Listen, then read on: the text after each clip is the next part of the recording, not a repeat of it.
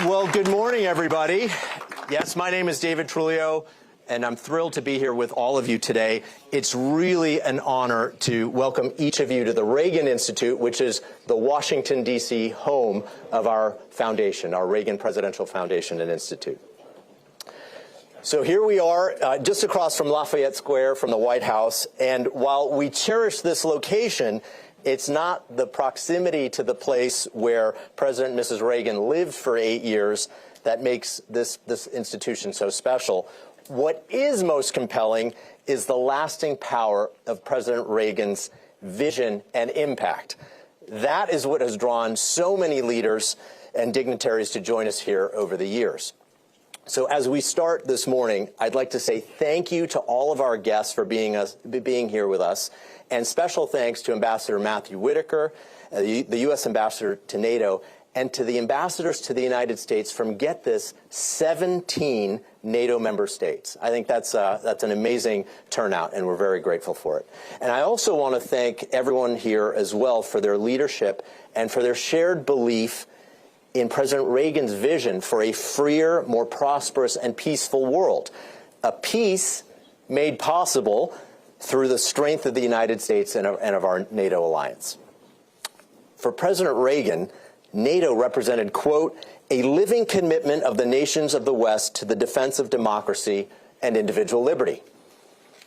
At times he disagreed, sometimes energetically, with other NATO leaders as they debated strategy on how to confront the Soviet Union. But NATO was an alliance he believed in deeply, saying it was at, quote, the core of America's foreign policy and of America's own security. Now, today, we gather in troubled times. From Eastern Europe to the Middle East and beyond, the lives of millions upon millions of people are at risk.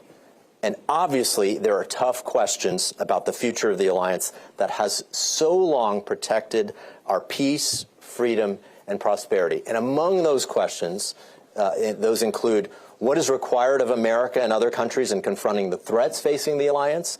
What is the proper balance of security and burden sharing between the United States and our allies?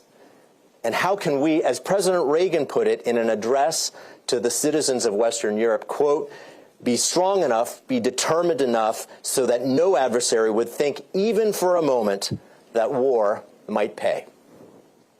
There are no simple answers, but the alliance is in good hands with Mark Rutte navigating it as the North Atlantic Treaty Organization's Secretary-General.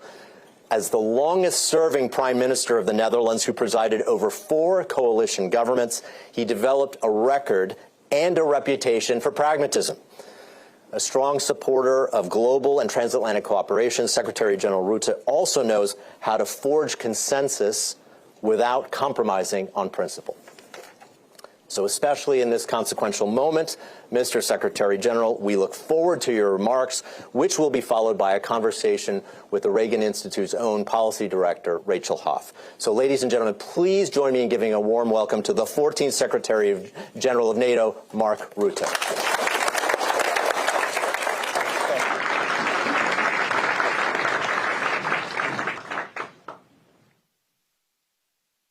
Introduction. Thank you so much for that, and good morning to all of you, and good morning, ambassadors. I see so many here, so many friends. Matt Whitaker is here, ambassador of the United States to NATO, my good friend, and so many other faces I know so well, so we are really among friends this morning. And it is a pleasure to be back in the United States, and particularly to be back here in Washington, D.C. And yes, I'm an admirer of the 40th President of the United States, Ronald Reagan. And I'm particularly honored to be here today at the Reagan Institute. If peace is to have a chance, if the hope for freedom is to be kept alive, the United States must play a powerful and active role in world affairs. When President Reagan offered those words at a gathering of the Reserve Officers Association on January 27, 1988, the world was a very different place. The Berlin Wall still held people's hopes and dreams captive. More than 100 million men, women and children lived in European countries behind an Iron Curtain. Those differences notwithstanding, what President Reagan knew then and what I know today is quite simple. American leadership is absolutely essential if freedom is to be the rule and not the exception. As Prime Minister of the Netherlands, and now as Secretary-General of NATO, I have developed an unflinching appreciation for the value of American leadership. And yes, I was raised with Ronald Reagan. He was my youth time president, and I still remember how important he was for so many people in Europe. Because in the end, under Bush, his successor, the Cold War ended. It ended by winning it. And it was won by Reagan and, can I add, Maggie Thatcher. And the two of them working in conjunction, making the whole world safer and ending the Cold War. And I think everybody in Europe and everybody in the world should be eternally grateful to that leadership. But I've also had the opportunity to reflect on what happens when America's allies take that leadership, that US leadership, for granted. In the years following President Reagan's address to those reserve officers, as we entered the so-called end of history, while those newly free sought to pass into NATO and began to build their own capacities to contribute to our shared security, other European allies shifted away from decades of investing in conventional military partnership with the United States during the Cold War in favor of an unhealthy codependence. So convinced that peace was permanent and didn't demand the investment we now know is essential, Western European forces shrank and defense budgets shriveled into irrelevance.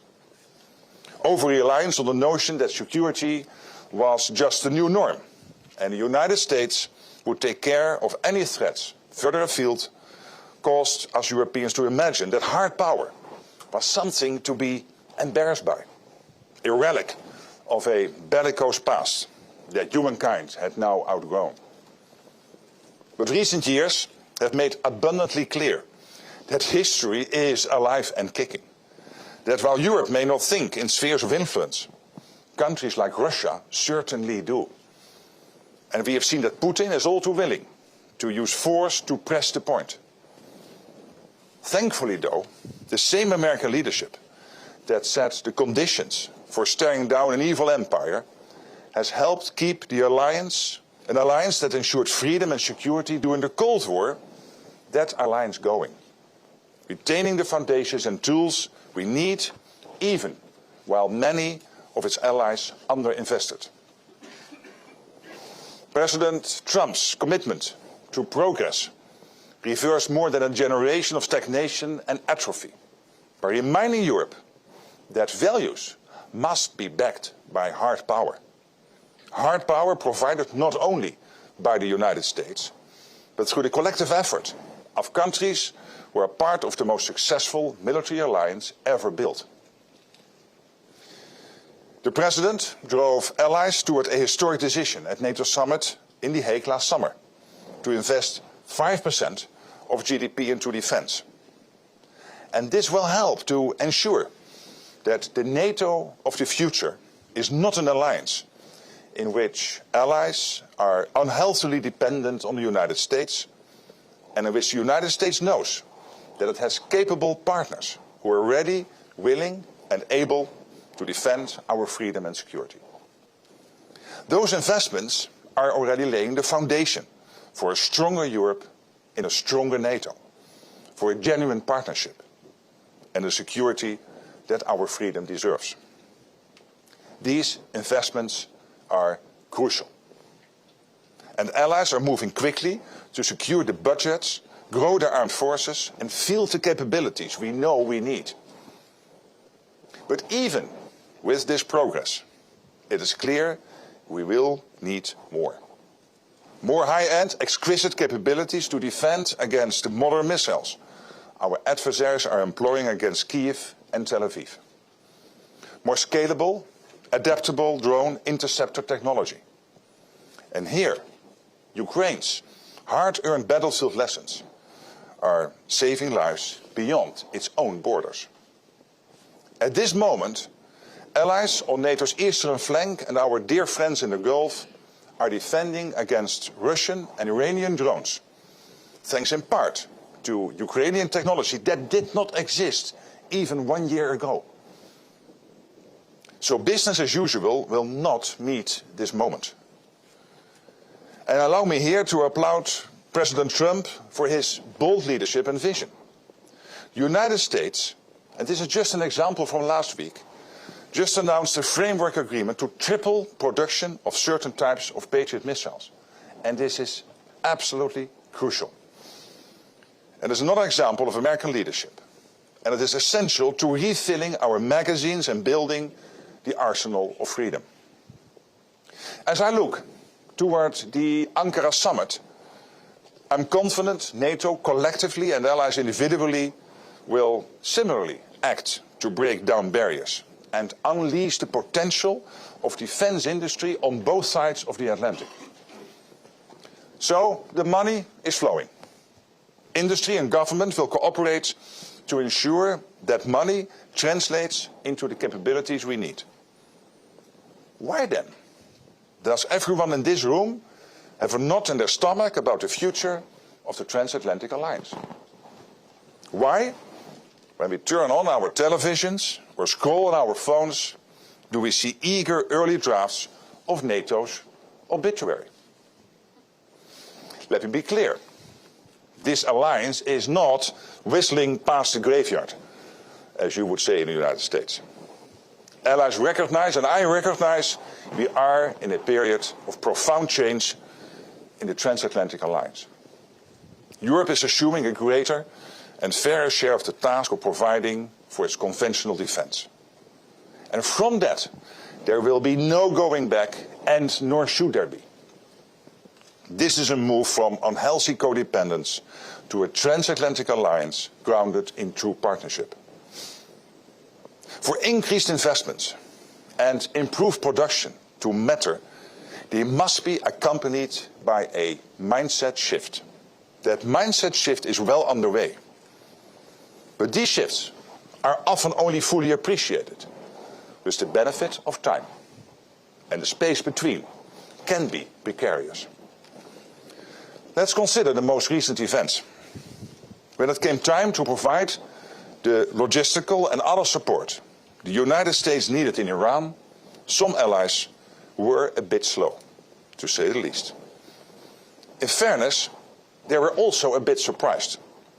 To maintain the element of surprise for the initial strikes, President Trump opted not to inform allies ahead of time, and I understand that. But what I see when I look across Europe today is allies providing a massive amount of support, basing, logistics and other measures to ensure the powerful US military succeeds in denying Iran a nuclear weapon and degrading its capacity to export chaos.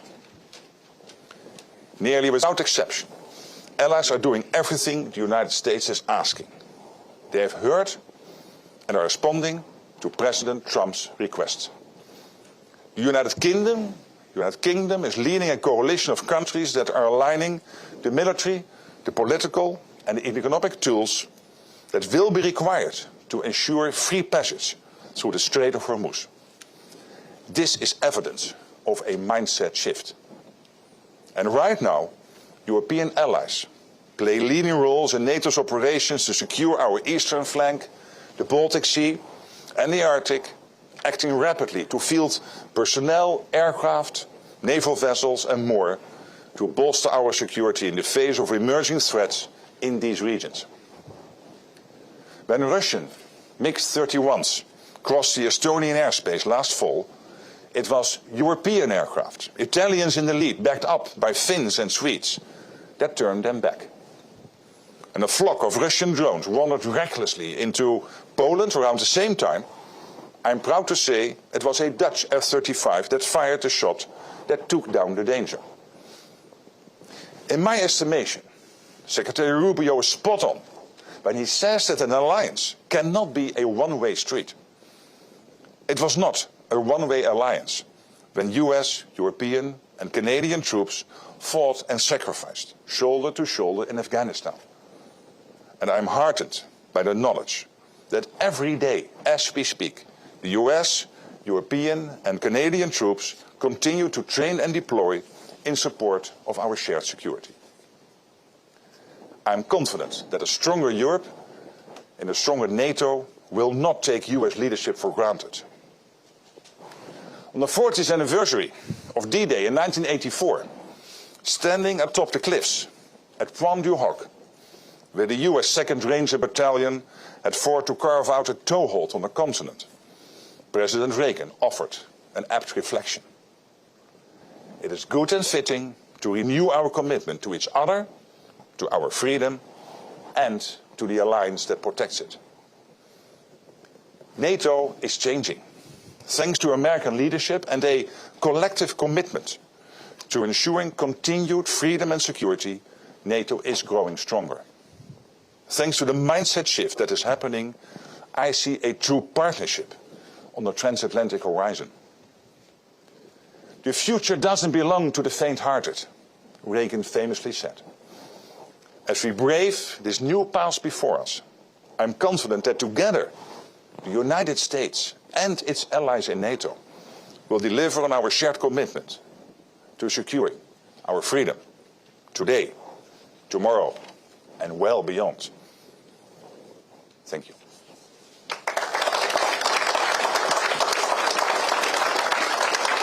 Please welcome to the stage Policy Director of the Ronald Reagan Institute, Ms. Rachel Hoff. Well, thank you so much. Thank you so much, Mr. Secretary General, for those remarks and for being with us here at the Reagan Institute today. It's a real honor to host you during your visit to Washington. Your remarks have given us a lot to talk about, and in particular, you've already addressed, as we say in the U.S., the elephant in the room, about the knot in the stomach, about the future of the transatlantic relationship and the NATO alliance. Understanding, of course, that with your visit to the White House yesterday, your meetings with President Trump, Secretary Rubio, Secretary Hegseth, of course, in many ways, diplomatic conversations must remain private in a certain extent in order to work. But what can you share with us from those conversations as we think about the future of the alliance? Yeah. Well, I mean, as they would say in diplomatic circles, these conversations were frank and open. Which is good. Candid. I mean, they may have been candid. They even were candid, frank and open. But that's good, because we are amongst friends here. I mean, the President, myself, we like each other. We are good friends for many years now. And I'd rather have the conversation on the table instead of tiptoeing around it. I sensed his disappointment about the fact that he felt that too many allies were not with him. And I explained to him yesterday, I said, hey, Mr. President, clearly the overwhelming majority of Europeans have done what the US asked of him and what was previously agreed in these circumstances. And yes, sometimes it takes a bit of time. But hey, guess what? We have coalitions in Europe. We have sometimes the political home front to take care of. Sometimes it takes a couple of days. But then we pull together, and almost the whole of Europe did, for the US to project power on the world stage through its partners in Europe. And the NATO is there, of course, to protect the Europeans, but also to protect the United States. As Jonas Sture, the Norwegian Prime Minister, said, these huge nuclear submarines in Russia are not there to attack Norway. They are there to attack the United States. And it is thanks to the alliance that we are able to make sure that they are not able to get in a position to do that. So, and this is just an example where both the US mainland and Europe stay stronger and safer because of the alliance. So it was a good conversation. It was open and candid. And I clearly felt his disappointment, which, again, to a certain extent, I understand. The President certainly made his disappointment clear. He's invoked renewed calls for the U.S. to potentially withdraw from NATO. Important to remember, though, that the challenge of America's participation in NATO itself is not necessarily something new. I'm always reminded of your earliest predecessor, the very first Secretary General of NATO, who said that the challenge of the alliance, maybe the purpose of NATO, is keeping the Russians out and the Americans in. What case did you make to the President about keeping the Americans in, and what case would you make to the American people about why NATO matters? What's the value proposition to the Americans? Well, let's start with sometimes the wrong value proposition. The wrong view on this, I feel, I mean, I'm an audience of one, but let's have that debate, is that NATO was founded because the United States didn't want to repeat a mistake after the Second World War of isolationism, which was the case after the First World War. At a famous speech by Churchill, late December in the US Congress, where he said, again, for the second time in the 20th century, the long arm of history reaches out to the new world to come to the defense of the old. And let's not repeat that mistake. That was one reason to create NATO. But the main reason to create NATO is there because there is a case to be built for the Europeans, for the transatlantic community as a whole, including the United States and Canada, to stay safe. And for the United States to stay safe, you need a secure Europe, yes, but you also need a secure Arctic. You need a secure Atlantic, because otherwise the Russians and others might pose a threat. And we know by now, hey, let's not be naive about this, that you cannot separate what happens in the Indo-Pacific from what happens in the Atlantic. It is China and North Korea and the Russians working together with Iran when it comes, for example, to the war effort, unprovoked war of aggression of Russia against Ukraine.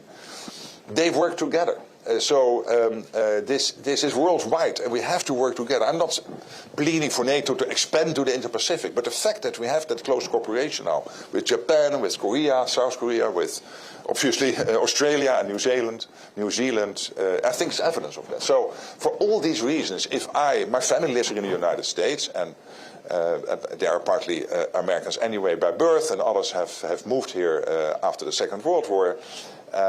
They deeply sense that for the US to stay safe, we have to stick together, and we need this transatlantic partnership.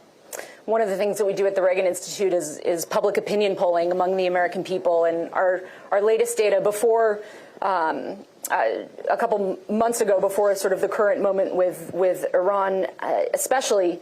But a majority of Americans have a favorable view of NATO, 70% in our latest poll, which is actually about 10 points above its usual number in the U.S. And a majority of Americans also oppose withdrawing the U.S. from NATO. And so some of those messages, I think, are resonating with the American people. Let's turn to Iran and talk about the state of play there. You said in your remarks that it's good that the Iranian nuclear capability has been degraded. Their ability to export chaos has been degraded. The president, of course, has been very critical of NATO allies in particular for failing to support efforts in Iran sufficiently. We're now 2 days into what hopes to be a 2-week ceasefire. The Strait of Hormuz activity remains very limited, even with the ceasefire. But this coalition of European nations that's now signed on to lead freedom of operation navigations in the Strait of Hormuz, share with us, if you can, some specifics as you understand them. What countries, you've said some countries are stepping up, others not so much. Which countries are stepping up? What are they going to deliver in the Strait of Hormuz? Yeah. And what can we do about the countries that are not yet at the table? Yeah, so I think two elements to my reaction, to my answer. One is it has always been a long-standing position of NATO that Iran should not get its hands on a nuclear capability, but also not on a ballistic missile capability. And the fact that under US leadership those capabilities have been severely degraded is good news. Existential news for Israel, existential news for the Middle East, but also for Europe and for the whole world. And I know there are those who pleaded to continue the negotiating track, but hey, listen, we know what happened with North Korea. There can be a moment where you've negotiated so long that, guess what? North Korea got its hands on the nuclear capability, and then it is too late. NATO always being clear that Iran should not be able to get its hands on those capabilities. So then, when the US started the campaign late February, on that last Saturday in February, there are long-standing arrangements and agreements with European allies on overflight, on basing. There are examples of European countries which has to shut down their commercial airports because they had to host tanker planes from the US. Fine, I mean, this is the deals they made before. This is exactly what we need. This is the US also being able to make use, as I said, for Europe to be a power production platform for the United States. And this is part of the deal.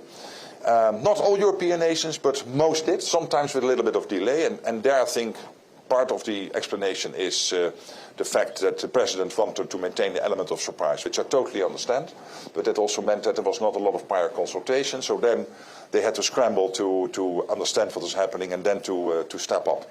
When it comes to the Strait of Hormuz, it was Keir Starmer, the UK Prime Minister, who took the leadership role here. And he said, we have to bring together a coalition of countries which is able collectively to make sure that the principle of free shipping, of free travel on our seas, UNCLOS, is upheld. And obviously that means with the United States together discussing the what, the where and the when of the mission. But this is about practical support. It is about, when you take my country, the Netherlands, announcing yesterday, it will probably be about mine hunters, it will be about frigates, it will be about radar technology. And so each country is now looking for what they can do to contribute to this, to make sure that the Strait of Hormuz stays open. Of course, it is early days. There's only, as you said, right, they said 2 days into the ceasefire, so we have to see what happens with the shipping lanes as we now go forward day by day. And I know the President is very keen on making sure that the sea lanes are open as soon as possible. But this is practical support. One, with the campaign itself, and now in the next stage, to make sure that this principle of free shipping is maintained. And this is why we have allies, coalitions. This is not only NATO nations, this is including Japan, Korea, Australia being part of this. Countries like Bahrain and the UAE in the Gulf, part of this, but of course the overwhelming amount of countries is from NATO. There are reports that the president's considering pulling U.S. troops out of specific NATO countries as punishment for those that have not stepped up to support U.S. efforts in Iran. Traditionally, U.S. force presence in Europe is thought of as a deterrence asset. What is your assessment of what the impact would be if U.S. troops are repositioned? Well, again, as I said, he was disappointed yesterday, but we also had a very frank and open discussion amongst friends. But generally, I mean, I totally understand that over time, the US wants more and more to pivot towards the Indo-Pacific. This is one of the reasons why in Europe we have to step up. End that period of codependence and become more interdependent with the United States. Within the alliance, a stronger Europe and a stronger NATO, as I said.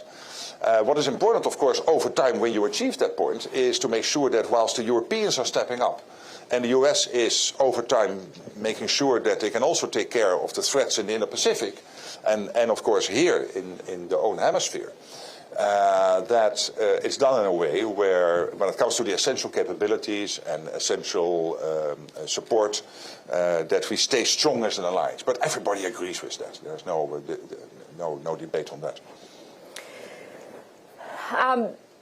You've just published your new annual report, and it contains, unlike many annual reports, some genuinely historic news that now all and not a criticism, NATO annual reports. Every organization annual report often are not real page turners, but this one has photographs with the leader. Exactly. Real news that every member of the alliance is now meeting the 2% defense spending target. European allies and Canada increased defense spending by 20% in a single year. But as you said in your remarks, what matters most is translating that capital into capabilities. What's the path forward? What are you watching out for in terms of whether that spending surge actually produces the stronger alliance we need? And these are staggering numbers. Right? So you have to imagine that countries like Belgium, like Spain, Italy and Canada, big economies, were not on 2%. They all reached the 2% in one go. And I would argue, without President Trump, I'm not sure they would have done that in only 9 to 12 months. This is billions and billions extra. For Italy, it is an increase of defense spending of 10 billion in 1 year. And then the whole of the alliance having committed to the 5% at the summit in The Hague. So we need the credible path to get there. So not just simmering around the 2% and then in 2034 all of a sudden we go from 2 to 5. No, it has to be a credible path. This is one of the things we will look for in Ankara. Ankara will focus primarily on industry, industrial production. But of course we will also celebrate these good numbers, but also make sure that as an alliance collectively we reach that credible path. The good thing is, and this was under my predecessor Jens Stoltenberg, that when you had the Welsh defense pledge of 2%, this was a bit taken from the air, the 2%. Now, this 5%, including the 3.5% core defense spending, the 1.5% defense-related spending, is deeply rooted in the plans which are there, basically saying when Article 5 would be triggered, hopefully never, but if it would ever be triggered, and there is an attack on NATO territory, who will do what, when and where, and what is needed. So every country, my country, the Netherlands, Germany, everybody knows this is the list of requirements from NATO. And that list of requirements, when you add it all up together, in the core defense spending, the 3.5, overall spending 5%, that's about the number you need. A little bit more in some cases, a little bit less, but it is hovering around the 3.5, for example, when it comes to the core defense, and 5 for the overall defense. So every country knows what they need to do. So it's not just spending more. The problem is the defense industrial production. And that's a problem here in the United States. It is a problem in Europe. Look, shipbuilding in the United States, but also in Europe, an issue. The Chinese have now more ships sailing than the United States has sailing. And we know that the Chinese are heavily investing in their defense. And of course we look for Russia when it comes to our adversaries, but let's also be watchful what China is doing. So for all these reasons, there is this big issue of the defense industrial production. I predict that over time you will see parts of our industry, maybe in the US, but maybe sooner even in Europe, will move into more of a wartime mindset.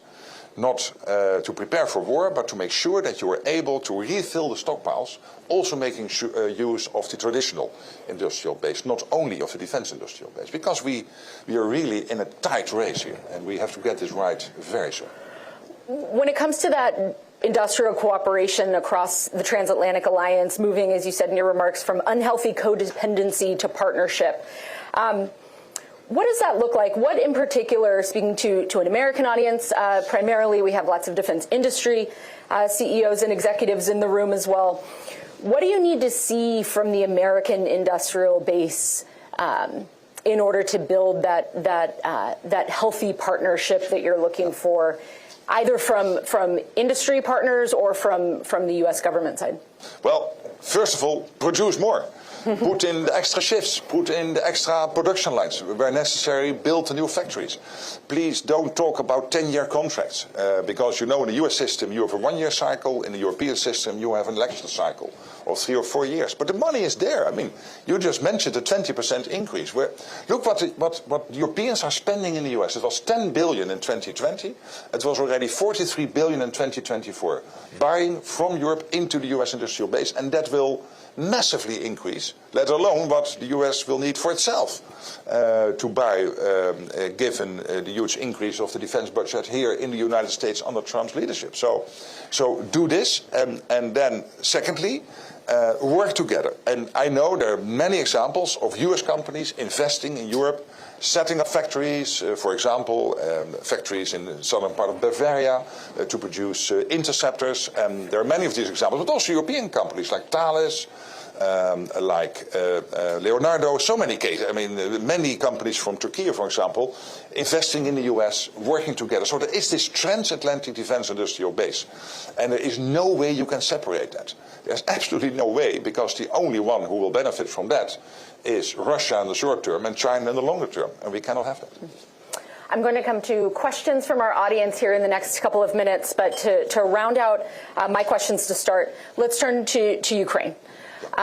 2 questions on Ukraine. Number one, General Petraeus, retired U.S. General Petraeus, has said in an interview earlier this week that he thinks Russia no longer has the upper hand, that over the last several months the Ukrainians have made greater incremental gains than the Russians. Do you agree with that assessment? Is Ukraine winning the war? And number 2, you've been engaged with President Zelensky, President Trump, on the peace process in Ukraine. again, without betraying confidences, what gives you hope and where are you worried about the future of the war in Ukraine? Well, on the first question, I'm afraid my view will be a bit more nuanced. It's true that Russia is losing massive amounts of people each month, up to a month with 30,000 to 35,000 people dead or seriously wounded. Can you imagine? I mean, the Soviets in the 1980s lost under 20,000 in 10 years in Afghanistan, and now they're losing this in 3 weeks. So this is massive, and this cannot, and this has to reach somehow Moscow and St. Petersburg. You cannot try to contain this to the parts of Russia which will not be reached by the general media. So that will have an impact on Russia, no doubt. But on the other hand, still overall, the front line is moving in the wrong direction, extremely slowly, and again against extreme costs.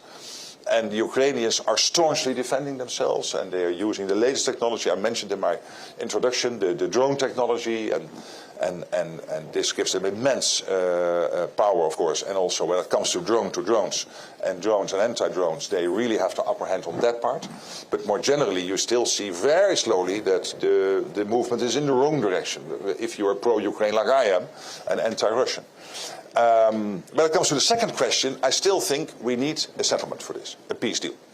And this is what President Trump is driving. He broke the deadlock with Putin last year by getting engaged with him.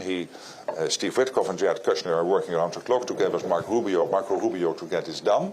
And we all understand that the key to unlock this is for Ukraine to know that after a peace deal, NATO membership not being on the table for now, that there will be security guarantees in place so strong that they know that the Russians will not try to attack again. And early January in Paris, under President Macron's leadership, we had a meeting with all the countries part of the coalition of the willing, including the key interlocutors with the United States. We agreed on a three-layer approach. Layer one is the Ukrainian armed forces. They have to be the strongest possible, with huge investments from Europe and the US to make sure they can defend themselves. Second layer being the coalition of the willing, so that's primarily Europe, but also some non-European nations. And the third layer being the United States providing the backstop to that coalition. And that is a very strong package of security guarantees. And this is key to unlock the debate on what is somehow the landing ground for a peace deal. But of course, you need two to play tango. Eh? Also, Putin has to play ball, and of course, this is also testing him, how serious he is in getting this done. Mm-hmm. There's an argument that the U.S. military footprint in Europe is misaligned to the current threat, thinking beyond Ukraine as well. We have with us today Washington Post columnist Mark Thiessen, who has argued in columns for years that the threat from Moscow is moving east and U.S. force presence should move with it. What's your view? Is NATO's eastern flank vulnerable, and should we have more allied forces positioned in places like Romania? Well, of course, what again under my predecessor, Jens Stoltenberg, happened is that in all the countries on the eastern flank, we have now what we in NATO parlor now call the forward land forces.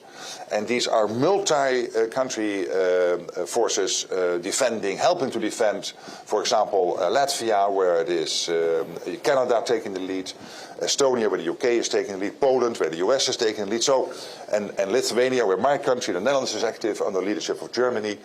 So this is one way to make sure that all these countries on the eastern flank have, in addition to their own national armed forces, and of course the overall NATO Article 5 protection, that they have what they need to defend themselves.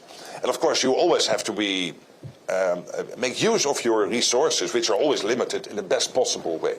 So this is a debate we constantly are having. Where should you deploy? What is the best way to do that? I leave that primarily to the military, and we have, by the way, with Alexis Krinkovich, Colsheim Crinch, the new Supreme Allied Commander Europe and also commander of the US forces in Europe. We have an amazing senior commander, a four-star general, who is constantly with his team assessing what is the best way to make use of all the resources available from the US, from Europe, to protect the continent. Last question for me before we go to the audience. Let's end by talking about our namesake. You invoked President Reagan in your remarks. You've done so in Europe. You've done so in your meetings with President Trump. You said you were raised with Ronald Reagan, in a sense. What does President Reagan's legacy mean to you? And in particular, with all of the challenges facing NATO, what principle or what idea from President Reagan should we remember? What's most important? The total clarity of focus from the day he entered into office till he left the presidency in 1988 and handed over to Bush, to Herbert Walker Bush, who then took that legacy and in the end saw the Berlin Wall coming down. That leadership, first of all, total clarity of focus, which is we have to win the Cold War, end it by winning it. There's no other way. And he knew that in Maggie Thatcher he had the best possible ally in Europe, in the United Kingdom, that special relationship, which is so important to the alliance and to the whole transatlantic community. And it was Maggie Thatcher who at that time was rebuilding her country. Don't forget that in the 1970s, the UK was run by the trade unions, more or less. And she was able, fighting the coal miners' union, getting the Falklands back from the Argentina junta in 1982. She was a staunch leader. And these two leaders, deeply understanding the value of democracy, of freedom, that power, I think, has brought us so far. So, but also there is the legacy of the diplomacy. When Bush, when the Berlin Wall came down, it was Bush who understood that he could not celebrate that. And he got criticized for that here in the United States. Why don't you celebrate the fact that you, thanks to your leadership and the president preceding you, President Reagan's leadership, you brought down the Berlin Wall. He understood that for Gorbachev to survive at that important moment, he could not celebrate that too overtly. And it is also that type of leadership. And I really admire also Bush. But first of all, Ronald Reagan, and of course there are so many funny stories about that relationship, but I will make use of that in the lunch. But how Maggie Thatcher would hand back herself into the Oval Office, and the whole of the American administration telling the president, you've got to say no to the Prime Minister. Yes, I will. You've got to say no. Hello, Ronnie. Let's first have a meeting one-on-one. And then she went to the Oval Office, sat for an hour. They came out, and of course, he had agreed with everything the Prime Minister wanted. And his staff said, but you would say no to the Prime Minister. You cannot say no to Maggie. And this is also the sweet part of that relationship. And we are all better off for the fact that these two remarkable leaders were taking charge of the world in the 1980s. We are. Yeah. Let's turn to our audience. We have some microphones here for those that have questions. Let's start in the back here, and then we'll come up here. I have a question. Alina Shirazi from Daily Mail. So based on your conversation with the president yesterday, do you think that he is still going to stay in NATO since you know him so well? And second of all, do you still consider him daddy after yesterday? Well, on the daddy thing, this is a language problem. What happened is the following. I have to explain to you, because it follows me a little bit. I can assure you. No, we had a sort of pre-summit meeting, the president and I, in June in The Hague. And he had been very angry that day with Iran and with Israel. This was in June last year.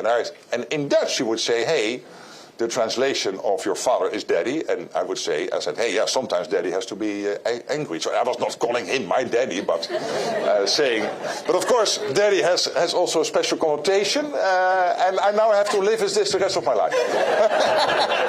And I own it, and the president owns it, because he brought out T-shirts, he made a movie, Daddy is Home, and he returned to the United States. This was so funny. And this is why I like him so much. But, hey, yeah, you make mistakes. And this is when you are not a native speaker. Sorry for that. No, again, as I said, the conversation was really open. It was really between friends, but there is really also clearly his disappointment. Just up front here. Yes. Good morning. The former ambassador of Italy to the alliance. Thank you for your remarks, and you mentioned the UK initiative to bring together European forces and other forces to ensure the safety of the Straits. And as Secretary-General of NATO, considering that NATO has important presences in the Middle East, from Jordan to Kuwait to even Iraq, Do you see that there could be a role that NATO can play as a coordinating force, also to show the added value to President Trump that is asking for that, and considering also that the next summit will be in Ankara, which is clearly a strategic play in that region. How do you see that playing out? Thank you. I would argue let's do it step by step, but with speed. And the step now being taken is for this coalition of now 34 countries who gathered together at the military level last Tuesday to start doing the detailed planning for what this Hormuz mission could be. I think that's step one. If NATO can help, obviously NATO is there. There's no reason not to be helpful. Obviously we will, if that's helpful. But I think we have to do it step by step, because also in NATO that requires then an agreement between all the allies to do that. And I think here the exact structure is less important than the speed. Here I would say it is speed over perfection. But again, if NATO can play a role, it would be great. In the back here. Brad. Mr. Secretary-General, thank you for your remarks and your leadership. Really appreciate it. At our think tank, Foundation for Defense of Democracies, our Center on Military and Political Power, we've been researching how China, Russia, Iran, and North Korea are cooperating. Based on your role, I'm wondering if you could speak in more depth about how Russia and Iran are cooperating and how that's increasing the capabilities of both Russia with respect to Eastern Europe and Ukraine, and also Iran in the Middle East. Thank you, sir. They're absolutely cooperating. I mean, North Korea, China, Iran, Belarus, and Russia are working together when it comes to this war of aggression against Ukraine, and particularly when it comes to Iran and Russia, it is drone technology. It is other military technology, and the Russians are returning with money, and the money is being spent for Iran to create the utter chaos. They are the main exporter of chaos in the Middle East, through their proxies, but also directly trying to build this ballistic missile capability and the nuclear capability. We have seen these missiles going into US property about 4,000 kilometers, so 2,500 miles away from Iran. So that is quite a distance, which shows you that Iran is close to really having operationalized that technology. And again, that's the reason why I think it is so important that the US has degraded those two capabilities, both nuclear and ballistic missiles. But it is technology into Russia, money from Russia to Iran. Ambassador Mark Rutte. Thank you, former Ukraine's ambassador. Thank you, Mark, for your excellent leadership and in NATO and before. But thank you, Brad, for excellent question. Given that our enemies really cooperate together and they work together hand in hand, not just on Ukraine, but elsewhere, do you think Ukraine's capabilities, and there is no doubt that Ukraine's drone capabilities and others, is the answer to so many problems, not just in Ukraine, and the need to build this transatlantic bridge, Ukraine, Europe, the US, actually calls for renewed discussions on Ukraine's membership in NATO. And I know it's not on the table right now, but the preparation and everything that we actually can be stronger in Ukraine can contribute to NATO as it can. Yes, okay, so at the NATO summit in Washington, when NATO was celebrating the 75 years, there was an agreement on the irreversible path of Ukraine into NATO, but also the fact of the matter is that a couple of countries are holding back, including Germany and Slovakia, Hungary, the United States. So I don't think it is on the table right now. And that is, being a practical guy, but also President Zelensky being a practical man, we had to shift from NATO to what then? To make sure that the Russians will not attack after a long-term ceasefire, or even better, a peace deal. And that is this concept of the security guarantees which are now being discussed. Because I don't think it will be I will be able, or we will be able collectively to solve that NATO membership in the short term. I don't think it will happen politically. So I think that's the fair assessment. And when it comes to Ukraine's capabilities, we have a joint center in Poland, JTEC, where we take all the lessons from what you guys are learning through this terrible war. And we are so looking up with a steep angle to what you are doing. We're really impressed. But we are trying to capture all those lessons also to figure them into our NATO defense plans going forward. And particularly when it comes to drones and anti-drone technology, of course, you are the masters. Zelensky wisely traveled to the Middle East to help Middle Eastern Gulf countries now with dealing with the drone threat from Iran. So this is evidence of Ukraine really stepping up and also making use of its capacities now and capabilities, also when it comes to the region in the Middle East. Let's go back to this side of the room in the back row, and we'll come to the middle. Hi, Paul McCleary with Politico. Thanks for doing this. Hi, good morning. Good morning. The Trump administration has spent the past year kind of telling NATO to stay out of the Middle East, stay out of the Indo-Pacific, focus on Europe, focus on Russia. Now it's demanding, as you said, that NATO help in Strait of Hormuz in the Middle East. Is that creating some whiplash there among allies about what exactly the administration is asking and how you can move quickly enough to meet their needs? Well, I think the thinking also on the US side is constantly evolving when it comes, for example, to the Indo-Pacific. It is true that for some time there was an idea that you should focus more on your own area. And of course, it is always focus above synergy. So first, deal with your own issues, and NATO not being on 2% and now having to move to the 5%. And before all these decisions were taken, I totally accepted the US view that focus above synergy, first focus on your own problems. But now that we have solved some of those issues in the NATO summit, and now that the whole of alliance has reached this 2% threshold, so the foundation is now laid, what I also hear back in US circles and European circles is that most likely, if China would move against Taiwan, why not first call your junior partner in all of this, which is one Vladimir Vladimirovich Putin, residing in Moscow, and ask him to keep us busy here. So most likely it will not be limited, something in the Indo-Pacific, to the Indo-Pacific. It will be a multi-theater issue. And that means that my chief of staff was in Japan just last week carrying messages. And I'm constantly in contact with the 4 partners in the Pacific. By the way, the distance between Japan and Australia is longer than between Japan and Brussels. But still, we see it as one theater in the Pacific, which tells you something about the size of the globe. But hey, this is important because we cannot look at these 2 theaters separately. They are all interconnected. We have time for a couple more questions. Let's go in the back middle there. Thank you. Morgan Phillips with Hi, Fox good News. morning. Good morning. There seems to be some differing views between the U.S. and Europe on what NATO's obligations are as it relates to the Iran conflict.